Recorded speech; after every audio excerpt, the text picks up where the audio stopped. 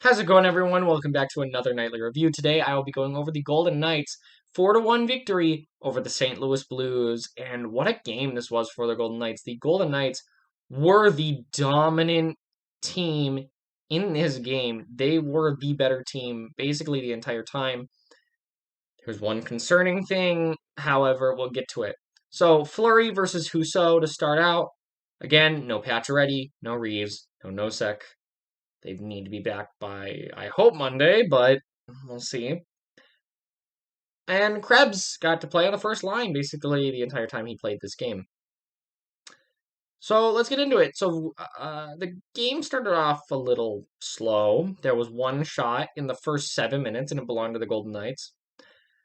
Then the Golden Knights would start getting the chances. Smith would get a chance. Marchessault would get a nice wraparound attempt. Tuck would get a pretty big chance in front. And then Smith would get a chance. And 5 minutes later, shots are 7-0 for the Golden Knights. The Golden Knights dominated shots at certain points of this game. Except, when St. Louis needs to get shots, they'll get shots. But they didn't when they needed to in this game.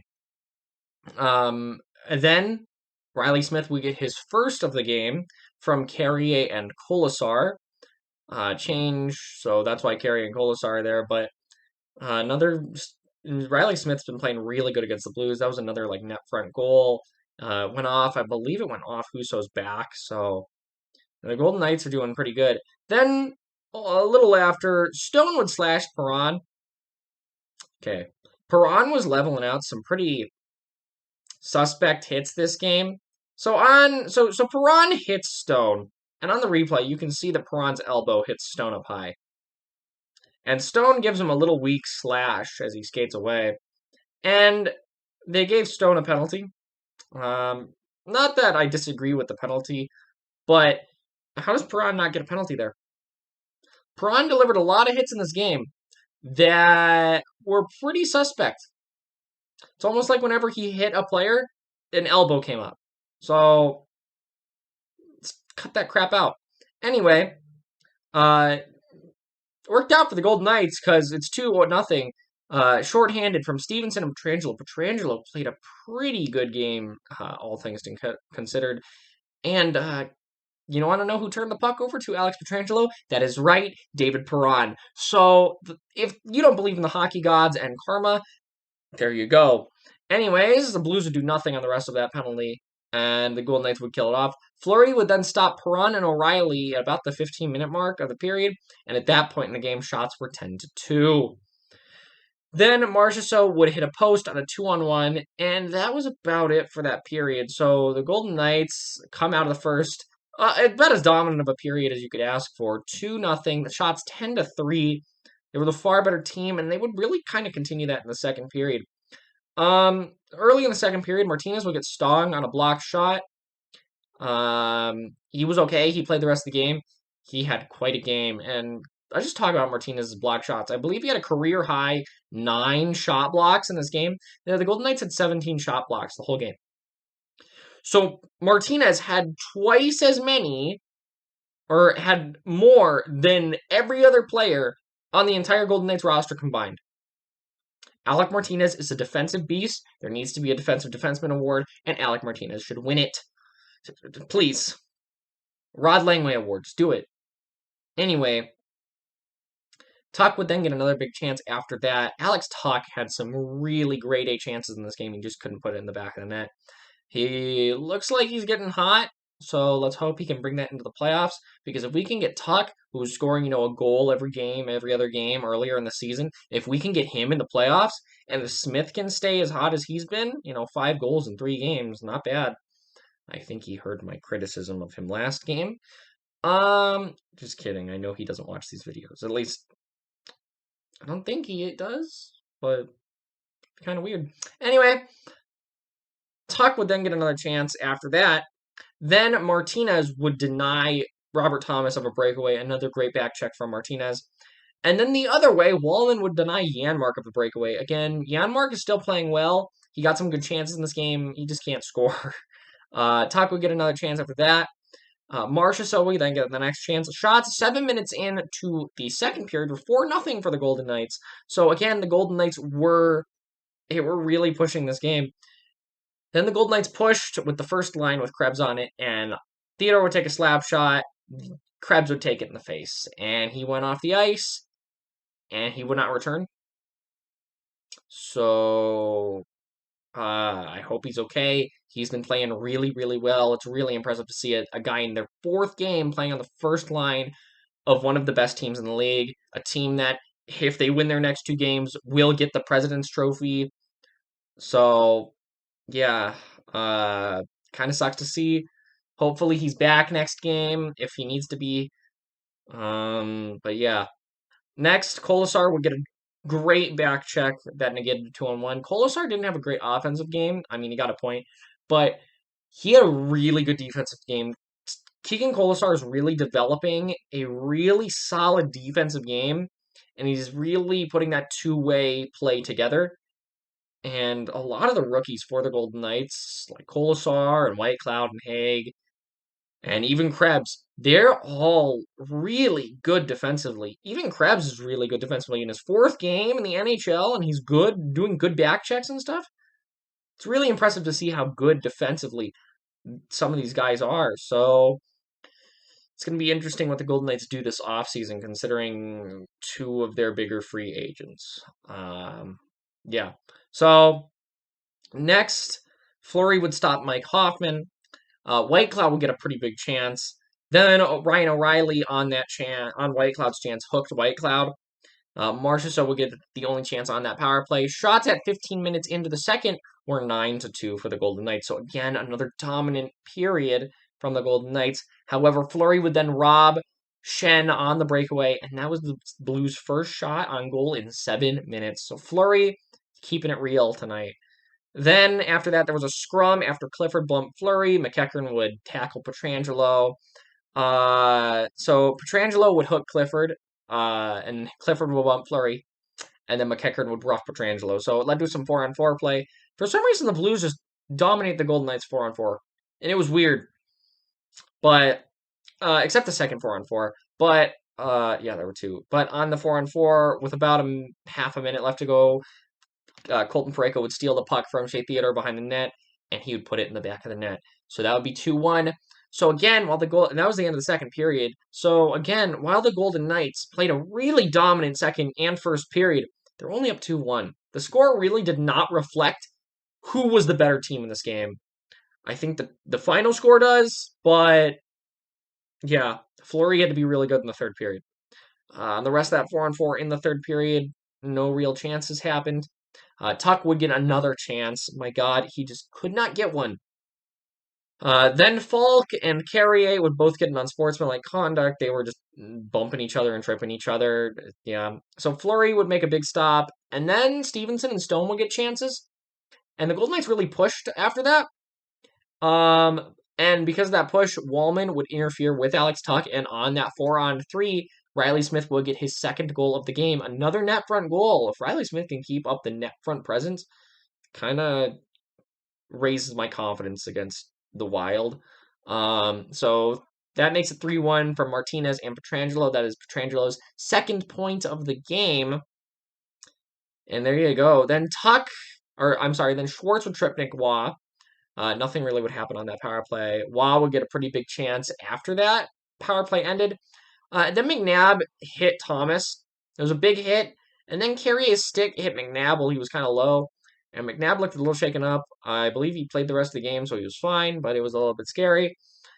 Then Fleury would stop Thomas and O'Reilly. Husso would absolutely rob Janmark.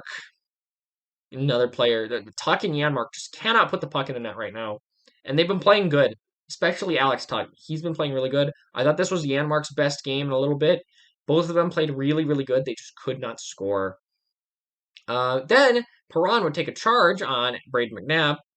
And on the power play, Pietrangelo would trip Zach Sanford for a 4-on-4. On that 4-on-4, Fleury would stop Falk, and the Golden Knights would kill off the rest of the 4-on-4 and the penalty. And then Whitecloud would take a tripping call. The Golden Knights giving me agita, because of course they do. Again, it's only 3-1. And they don't stop. Fleury would then stop Hoffman and Perron. And then Fleury let a rebound get right to Ryan O'Reilly.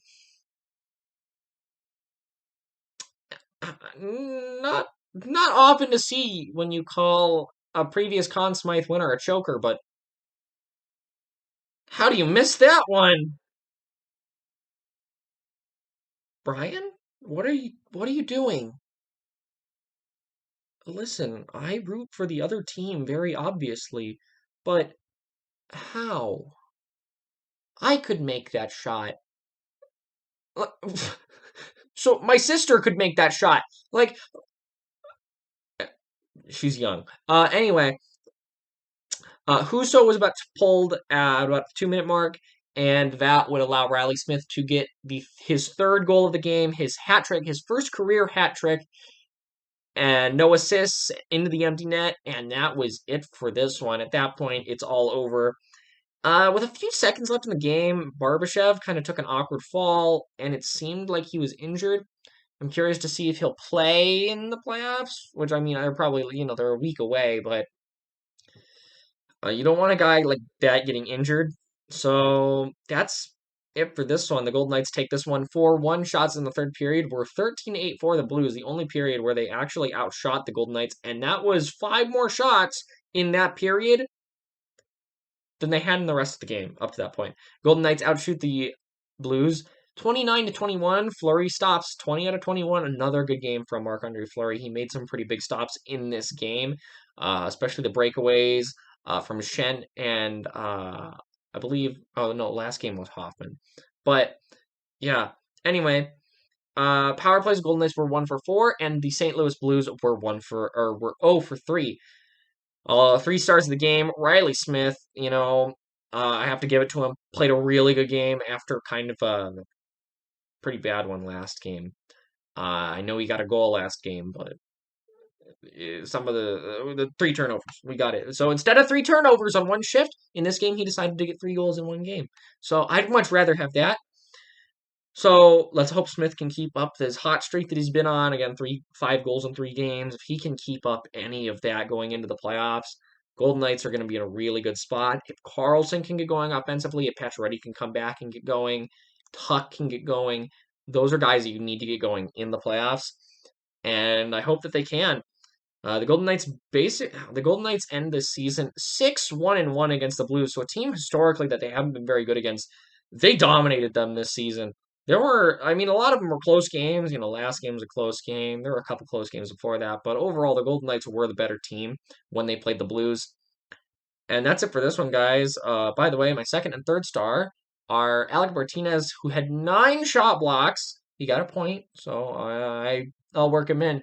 But the defensive play of Alec Martinez is so impressive. Just he leads the league in shot blocks. He if you're gonna vote someone defensively for the Norris Trophy, you give your vote to Alec Martinez. Alec Martinez has been the best defensive defenseman in the league this season, and not only that, but he's been able to put some points on the board. Last game he got a point. This game he got a point. So yeah, Alec Martinez has had a very, very good season, and debatedly the best defenseman for the Golden Knights this season. And that's kind of crazy to say considering the Golden Knights have Alex Pietrangelo and Shea Theodore on the roster. So not bad for Alec Martinez. He has become a pretty elite player. My third star, Alex Pietrangelo, got 2 assists against his former team. He played like a beast last night. So great game overall for the Golden Knights. See if they can go on Monday and beat Colorado. Colorado kind of they didn't win as much as you'd want to see against the Kings. But yeah, hopefully the Golden Knights can go in on Monday and beat Colorado. And if they keep the goalie rotation, curious to see how Leonard plays against Colorado. Now, the thing that's going to be interesting to see against Colorado is Nathan MacKinnon will not be playing, or he may not be playing. I take that back. But thinking about it objectively, and I think Colorado fans here will agree with me. I know that you may want to win the division, but what's more important going into the playoffs? Home ice throughout all the rounds, or having your star player? Because if they play Nathan MacKinnon on Monday and he's not 100% and he gets injured again, you might not have him at all for the playoffs. So objectively, you may not want to play Alec. You may want not want to play Nathan MacKinnon on Monday.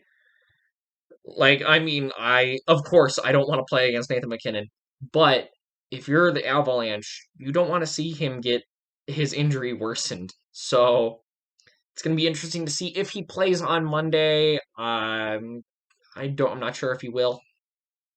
But Colorado's still a good team even without MacKinnon. So Golden Knights are going to have to really play a good game on Monday if they want to win the division, because if they win Monday, I'm pretty sure that's the division wrapped up. And if not only if they win Monday, but if they can beat San Jose on Wednesday as well, because they are tied with Carolina. Carolina has 1 game left, and the Golden Knights have 2. If the Golden Knights can win their last 2 games of the season, or at least get 3 out of 4 points, the Golden Knights will get the President's Trophy. So looking for that. Remember, the last team that won the President's Trophy and won the Stanley Cup was the 2013 Blackhawks. And what was that? A shortened season. Let's hope history can repeat itself. And that is it for this one, guys. If you want to follow me on Twitter and get my thoughts on the game during the game, you can follow me at 2_pad. And that is it for this one, guys. I will see you next time.